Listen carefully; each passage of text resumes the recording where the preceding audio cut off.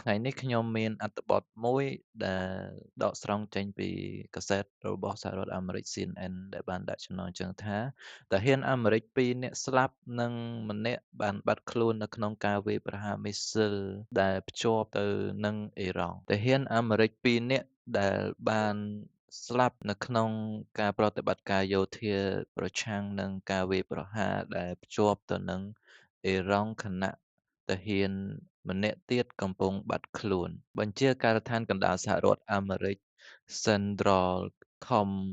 ដែលទទួលខុសត្រូវនៅលើប្រតិបត្តិការយោធារបស់សហរដ្ឋអាមេរិកនៅតំបន់មជ្ឈិមបូព៌ាបានប្រកាសតាមបណ្ដាញសង្គមថាជនរងគ្រោះទាំងនេះបានកើតឡើងនៅក្នុងប្រទេសហ្សូកដានីកាលពីថ្ងៃម្សិលមិញខណៈកងកម្លាំងអាមេរិកកំពុងអនុវត្តវិធានការការពារខ្លួនពីការវាយប្រហារដោយមីស៊ីលបាល់លីស្ទិកនិងដ្រូនមួយសប្តាហ៍ពេញកន្លងផុតទៅចាប់តាំងពីភាពតានតឹងរវាងអ៊ីរ៉ង់និងសហរដ្ឋអាមេរិកបានផ្ទុះឡើងសារជាថ្មីបន្ទាប់ពីប្រធានាធិបតីលោក Donald Trump បានប្រកាសកាលពីថ្ងៃទី10មុនថាកិច្ចព្រមព្រៀងបទឈប់បាញ់បណ្ដោះអាសន្នរវាងភាគីទាំងពីរត្រូវបានបញ្ចប់អ្នកឆ្លើយឆ្លងសារព័ត៌មានពិភពលោករបស់លោក Joe Infood រាយការណ៍ថាសម្រាប់យប់ថ្ងៃទី7ជាប់គ្នាអ៊ីរ៉ង់និងសហរដ្ឋអាមេរិកបានបន្តការវាយប្រហារគ្នាទៅវិញទៅមកមីស៊ីលរបស់អ៊ីរ៉ង់ត្រូវបានបាញ់ឆ្ពោះទៅកាន់គោលដៅជាច្រើនរួមទាំងប្រទេសគូវេតសោកដានីដែលយ៉ាងហោចណាស់មួយគ្រាប់ត្រូវបានបញ្ជាក់ថាបានវាយប្រហារលើទីតាំងរបស់យោធាសហរដ្ឋអាមេរិកនៅក្នុងសេចក្តីថ្លែងការណ៍មួយតាមបណ្ដាញសង្គមយោធាសហរដ្ឋអាមេរិកបានឲ្យដឹងថាទាហានអាមេរិក2នាក់នៅហ្សូកដានីបានស្លាប់ខណៈបញ្ជា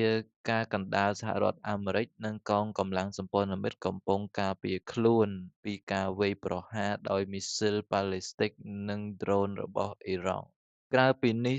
ទាហានម្នាក់កំពុងតែបាត់ខ្លួនតួលេខនេះធ្វើឲ្យចំនួនទាហានអាមេរិកដែលបានបាត់បង់ជីវិតនៅក្នុងជម្លោះជាមួយនឹងអ៊ីរ៉ង់កើនឡើង16នាក់ហើយនេះគឺជាពេលដែលសាកសពទាហាន6នាក់និងដែលបានស្លាប់នៅក្នុងការវាយប្រហារមុននឹងត្រូវបានដឹកត្រឡប់ទៅសហរដ្ឋអាមេរិកវិញទន្ទឹមនឹងនេះសហរដ្ឋអាមេរិកក៏បានវាយប្រហារគោលដៅនានាទូទាំងប្រទេសអ៊ីរ៉ង់ផងដែរដោយផ្ដោតសំខាន់លើ Hormozgan ភាគខាងត្បូងនៃប្រទេសនៅទីនោះស្ពានមួយចំនួនត្រូវបានបំផ្លាញទីប្រឹក្សាជាន់ខ្ពស់ម្នាក់របស់មេដឹកនាំកំពូលអ៊ីរ៉ង់បានព្រមានថាប្រសិនបើការវាយប្រហារនៅតែបន្តអ៊ីរ៉ង់នឹងត្រឡប់ទៅរកសង្គ្រាមពេញទំហឹងវិញលោកបាននិយាយថាខ្ញុំបានប្រកាសថាទាំងការចរចាសង្គ្រាមត្រូវបានបញ្ចប់ហើយប៉ុន្តែប្រសិនបើក្នុងភាគីទាំងពីរប្រសិនបើក្នុង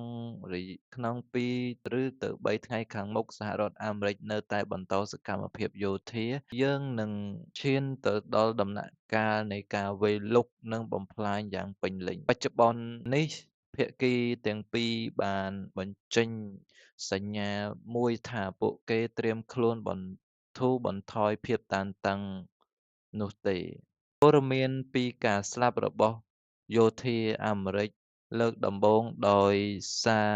ការវាយប្រហារពីសត្រូវចាប់តាំងពីខែមេសាមកនឹងធ្វើឲ្យក្តីសង្ឃឹមសម្រាប់ការបន្ធូរបន្ថយជម្លោះកាន់តែទ្រុឌចុះលោក Nick Jefferson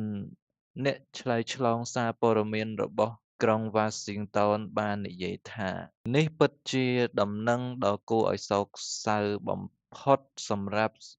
សហរដ្ឋអាមេរិកបញ្ជាការកណ្ដាលសហរដ្ឋអាមេរិកមិនទាន់បានបង្ហាញអត្តសញ្ញាណរបស់ខ្លួនអ្នកដែលត្រូវបានស្លាប់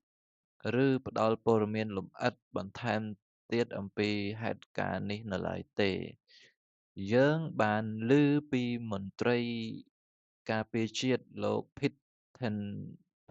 Hegseth ដែលបានសរសេរនៅលើបណ្ដាញសង្គមថា សូមឱ្យវីរបុរសរបស់យើងបានទៅកាន់សុគតិភព ការលះបង់របស់ពួកគេនឹងធ្វើឱ្យភាពប្តេជ្ញាចិត្តរបស់យើងកាន់តែរឹងមាំឡើង សហរដ្ឋអាមេរិកមានវត្តមានយោធាអចិន្ត្រៃយ៍នៅមូលដ្ឋានទ័ពនានាក្នុងប្រទេសហ្សោកដានីកាលពីយ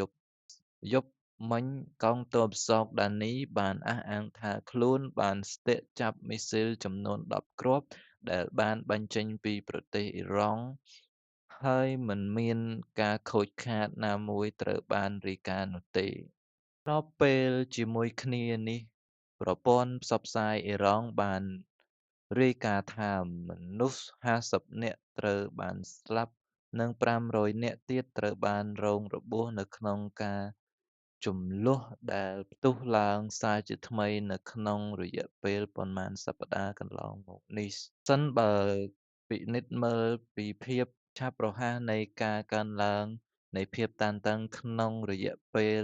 ប្រមាណ10ថ្ងៃចុងក្រោយនេះចាប់តាំងពីការវាយប្រហារតបតគ្នាក្នុងកម្រិតកំណត់រហូតទៅដល់ការស្លាប់របស់ទាហានសហរដ្ឋអាមេរិកនិងការវាយប្រហាររបស់អាមេរិកចូលជ្រៅក្នុងទឹកដីអ៊ីរ៉ង់